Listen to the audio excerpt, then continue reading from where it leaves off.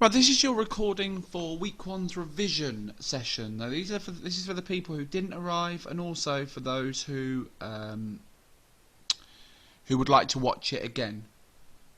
So, this session is going to go through two things: Richard and John for half an hour. Well, it's half an hour in person, and a medicine exam practice. This should take about 15 minutes each. So we're going to start Richard and John from the very start of the course, and we're going to go in order.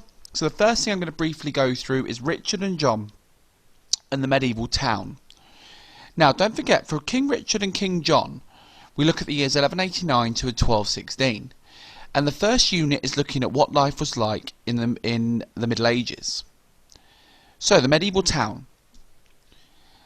The way you became a medieval town was by gaining a royal charter from the king.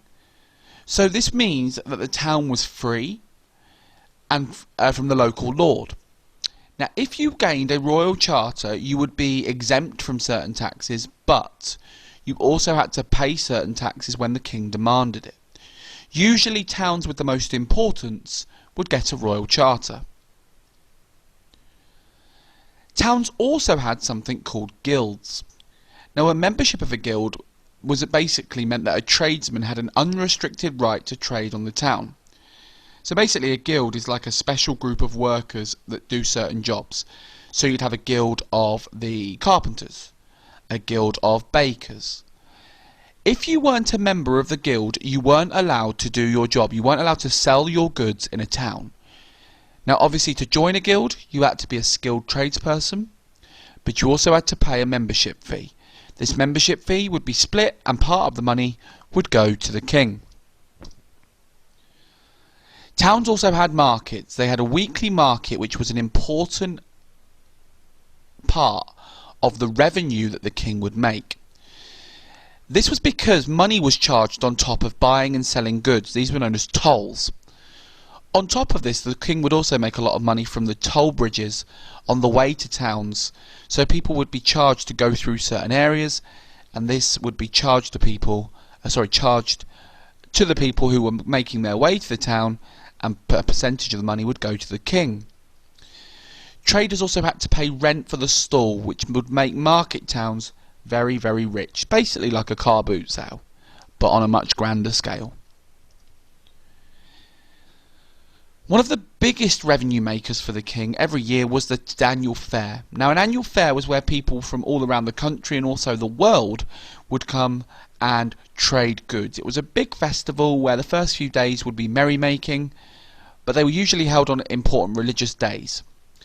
Fairs would last, as I mentioned, several days, attracted people from all over towns and foreign countries.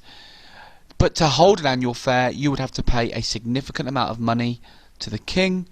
And for the king, it was a massive revenue maker.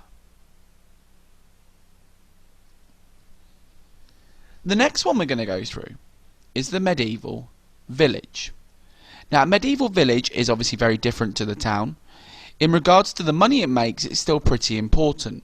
But at the same time, we're going to look at why the medieval village would also be quite a difficult life to live. So village farms were split into three large fields. One field was usually left fallow, which means empty, to allow the soil to recover while others farmed. So farming was the main job in a medieval village. Peasants made up the main part of the medieval village. The medieval village was controlled by the lord. Now, if the lord was usually a knight, and if the lord wasn't there, then there would be people to look after it for them. So you'd have the bailiff, who would oversee the running of the village. You'd have the reeve, who would make sure that the peasants were doing their jobs. And then you'd have the peasants.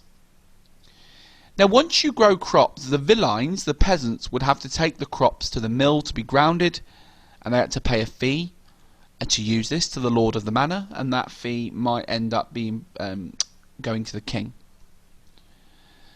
If you were a peasant, if you were a villein, you were the property of the lord, and he could do anything to you except kill or injure.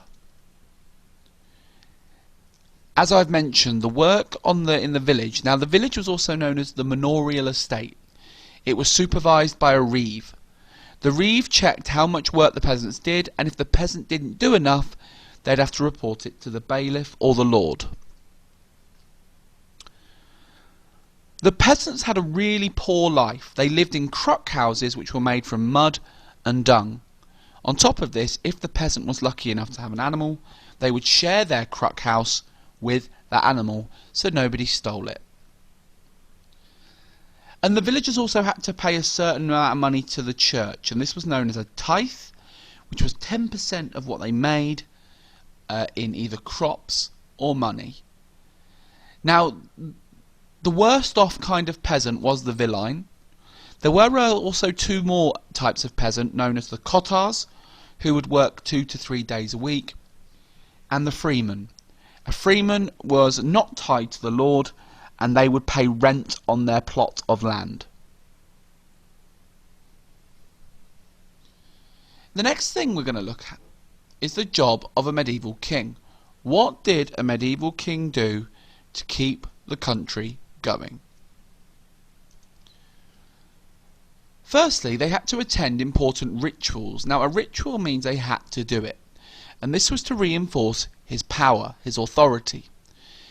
This includes the coronation, when the king is crowned, and 3 times a year where the king wears his crown in public in Winchester, Westminster and Gloucester, at times of religious importance at Christmas, Easter and Whitsun.